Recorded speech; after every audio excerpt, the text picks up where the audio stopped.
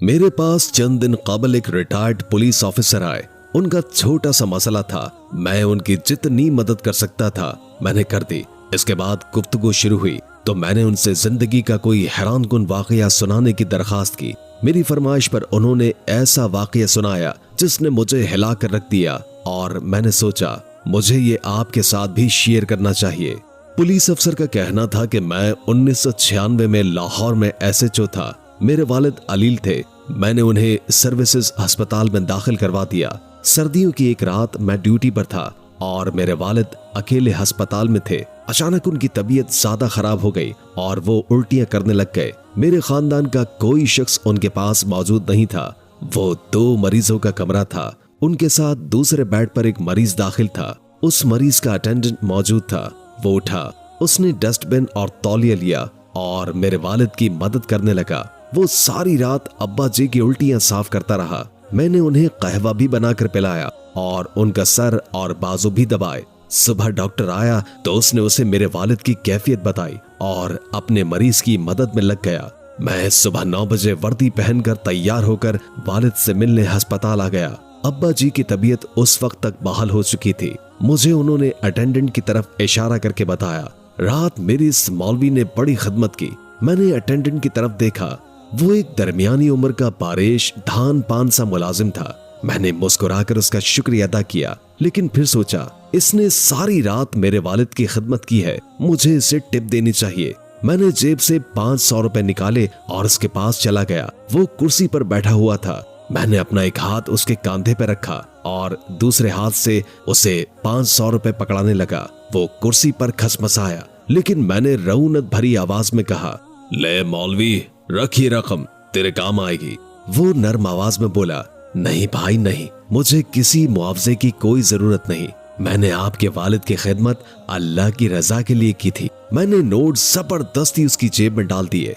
उसने वापस निकाले और मेरे हाथ में पकड़ाना शुरू कर दिए, जबकि मैं उसे कंधे से दबाता जा रहा था और इसरार कर रहा था। मैं उसे बार बार ओ मौलवी छठ, जिद न कर, रख ले, तेरे काम आएंगे भी कह रहा था, मगर वो बार बार कह रहा था, मेरे पास अल्लाह का दिया बहुत कुछ है, मुझे पैसे नहीं चाहिए। मैंने रात देखा कि आपके वालिद अकेले हैं और तकलीफ में हैं और मैं फारिग था, लिहाजा अल्लाह की रजा के लिए उनकी खिदमत करता रहा। आप लोग बस मेरे लिए दुआ कर दें, वगैरह वगैरह।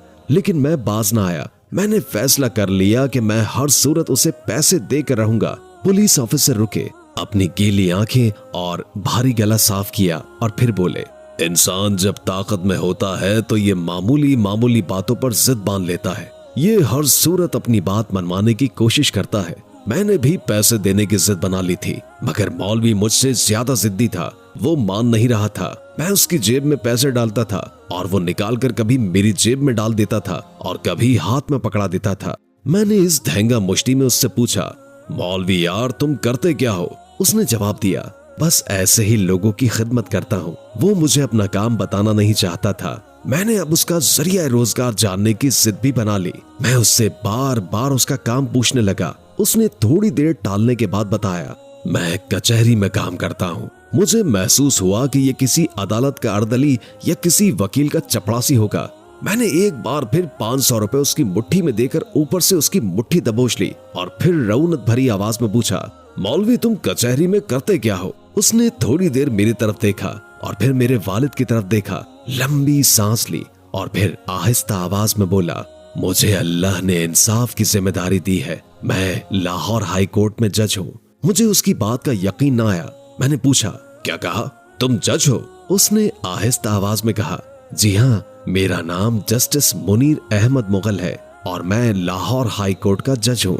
ये सुनकर मेरे हाथ से 500 रुपए गिर गए और मेरा वो हाथ जो मैंने 15 मिनट से उसके कांधे पर रखा हुआ था, वो उसके कांधे पर ही मुंजमद हो गया। मेरी आंखों के सामने अंधेरा छा गया और आवाज हलक में फ्रीज हो गई। मुझे समझ नहीं आ रही थी कि अब मैं क्या करूं। जस्टिस साहब ने बड़े प्यार से मेरा हाथ अपने कांधे से उतारा, खड़े हुए, झुककर फर्श से 500 रुपए उठाए, मेरी जेब में डाले और बड़े प्यार से अपने मरीज की तरफ इशारा करके बताया, ये मेरे वालिद हैं। मैं सारी रात इनकी खिदमत करता हूँ, इनका पाखाना तक साफ करता हूँ। मैंने रात देखा कि आपके वालिद अकेले हैं और इनकी तबीयत ज्यादा खराब है, लिहाजा मैं इन्हें अपना वालिद समझकर इनकी खिदमत करता रहा। इसमें शुक्रिया की कोई जरूरत नहीं।